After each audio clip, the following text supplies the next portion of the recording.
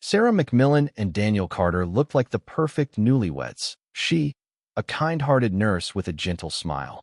He, a charismatic airline pilot with stories of adventure in every corner of the globe. But just days after exchanging vows on a sunlit beach, their dream honeymoon in Bora Bora would end in a scene of unimaginable violence, leaving one of them dead and the other exposed as a killer hiding behind the mask of a devoted husband. Sarah McMillan had always been described as the kind of person who lit up a room. She was warm, dependable, and had a quiet beauty that seemed effortless. As a nurse in Seattle, her life was busy and often exhausting, but she loved her work and the sense of purpose it gave her. Friends often joked that she needed someone who could sweep her off her feet, but Sarah wasn't in any rush. That changed when she met Daniel Carter.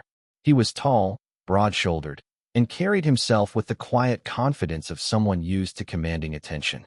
As a commercial airline pilot, he had endless stories of distant cities, glamorous hotels, and adventures at 30,000 feet. From the moment they met at a charity gala, Sarah felt drawn to him in a way she couldn't explain. Daniel was attentive, generous, and seemed deeply interested in her life. He sent flowers to her workplace, surprised her with weekend getaways, and never missed a chance to tell her how lucky he was. Within months, they were inseparable. Friends and family saw him as the perfect match, stable, successful, and utterly devoted. When he proposed after a year, it felt like the natural next step. He chose a sapphire ring, explaining that he wanted something as unique as she was. Sarah's parents were overjoyed.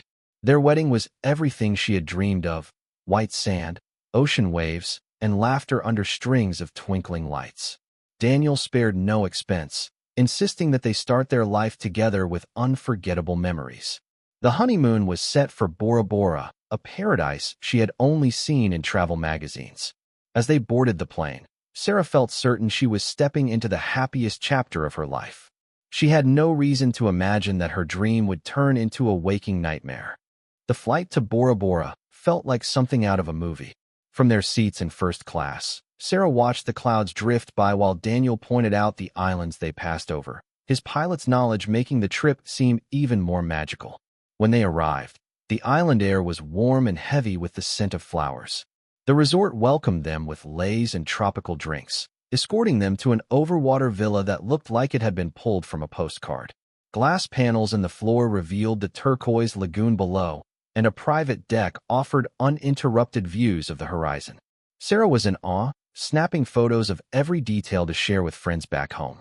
During the first 2 days, they swam in the ocean, lounged on the deck, and took sunset walks along the beach. Daniel seemed affectionate and proud, often boasting to other guests about how lucky he was to have her. But by the 3rd day, small cracks began to show. Daniel grew impatient when Sarah lingered at the breakfast buffet, remarking that she was wasting time instead of making the most of their trip. He began commenting on her outfits, telling her which dresses looked appropriate and which didn't. Sarah laughed it off, thinking maybe he was just tired from the long travel days, but his moodiness didn't fade. That night, he asked to see the photos she had been taking and scrolled through them without a word, his jaw tight. She noticed he had been checking her phone more often, asking who certain friends were and why they messaged her.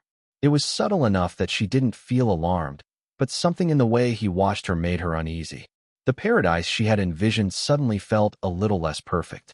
On their 4th night at the resort, the atmosphere between Sarah and Daniel shifted from tense to volatile.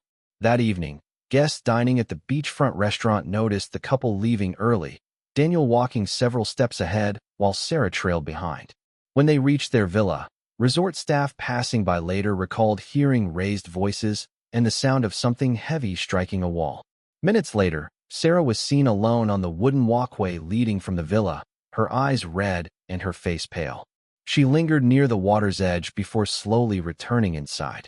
Daniel emerged about an hour later, his expression calm and collected, greeting other guests as though nothing had happened. When asked casually if everything was fine, he brushed it off as a minor disagreement, saying that married life takes some adjustment. His charming tone seemed convincing, but those who had glimpsed Sarah earlier weren't entirely reassured. That night, after Daniel had fallen asleep, Sarah sat on the edge of the bed with her laptop. The glow of the screen lit her face as she typed a short email to her best friend, Megan, back home. She wrote that things were not what they seemed, that Daniel's temper was far worse than she had realized, and that he had become unpredictable and controlling. She didn't give details, only adding that she was scared and wanted to talk once she returned. The message was brief, almost hesitant, but it carried the weight of someone beginning to see the truth about the person they had married. Sarah closed the laptop and lay beside Daniel, staring into the darkness. Outside, the lagoon was still and silent, but in the air hung an unspoken tension. She could not know it, but this would be the last night she would ever reach out for help. The morning after Sarah's email, Daniel suggested they spend the day on a private boat excursion around the lagoon. He told the resort staff it was a romantic surprise, but his demeanor was strangely subdued. Sarah, dressed in a light sundress, seemed quieter than usual, offering only faint smiles as they boarded the sleek white boat. The captain later recalled that Daniel kept his gaze fixed on her for long stretches, his expression unreadable. Sarah spent much of the trip at the bow, leaning over to watch schools of colorful fish, while Daniel stayed seated, arms folded, speaking little. When they returned to the villa that evening, the sun was setting in a blaze of orange and pink. To outside observers, nothing seemed unusual. But later, guests in the neighboring bungalows reported hearing sharp crashes, heavy thuds, and what they described as muffled cries coming from the Carters' suite.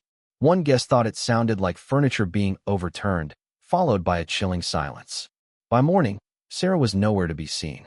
Daniel appeared at the front desk just after sunrise, claiming his wife had gone for an early swim and hadn't returned. He suggested she might have gotten lost or been caught in a strong current.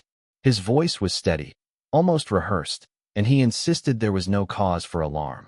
Still, the staff felt uneasy. While preparing the villa for cleaning, a housekeeper noticed droplets of blood near the sliding doors that opened onto the balcony. In the bedroom, a lamp lay shattered on the floor, and there were fresh gouges in the wooden nightstand. The scene didn't fit with the image of a carefree honeymoon. Quietly, resort management contacted local authorities, setting in motion an investigation that would soon reveal a grim truth lurking beneath the surface. The search for Sarah began immediately after police were alerted. Officers combed the shoreline, while divers explored the crystal-clear lagoon waters surrounding the resort.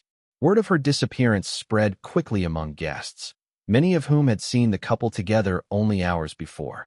Daniel stayed close to the search efforts, offering to answer questions and telling anyone who would listen that Sarah must have gone swimming alone. He spoke with controlled urgency, but his calm demeanor seemed strangely at odds with the situation.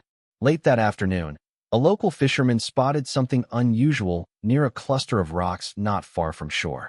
At first, he thought it was debris carried by the tide, but as he approached, the horrifying truth emerged. It was Sarah's body, partially submerged, her hair tangled with seaweed. She bore multiple injuries, deep bruises across her face and arms, and fractures to her ribs and jaw. The most telling detail was the nature of the wounds. They were consistent with blunt force trauma, not an accidental fall. When the medical examiner completed the autopsy, the findings were clear. Sarah had died from severe internal bleeding caused by repeated blows.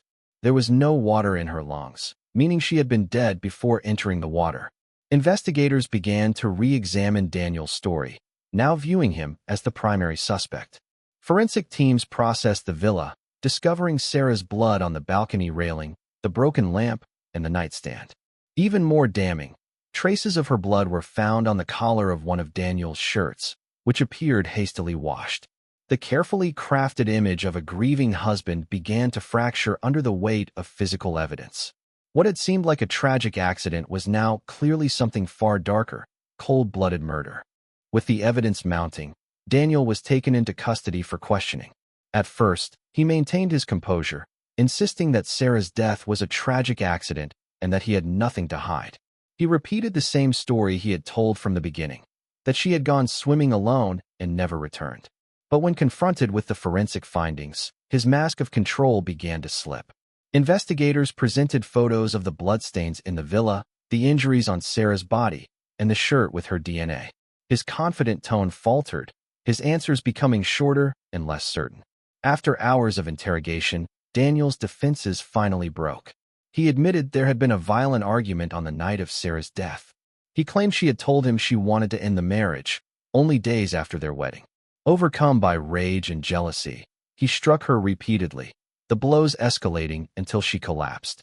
In a panic, he tried to stage the scene to look like a drowning, carrying her body to the water and leaving it there, hoping the ocean would hide the evidence. The confession shocked those who had believed in the couple's perfect image. In court, the prosecution painted Daniel as a man consumed by control and ego, someone who could not bear the idea of losing the woman he saw as part of his carefully crafted life. Witness statements from resort staff and guests reinforced the pattern of his behavior: charm in public, volatility in private. Daniel was found guilty of murder and sentenced to life in prison without the possibility of parole. For Sarah's family, the verdict brought justice but no comfort. The memories of her laughter, her kindness, and her bright future were now forever tied to the place that was meant to be her paradise.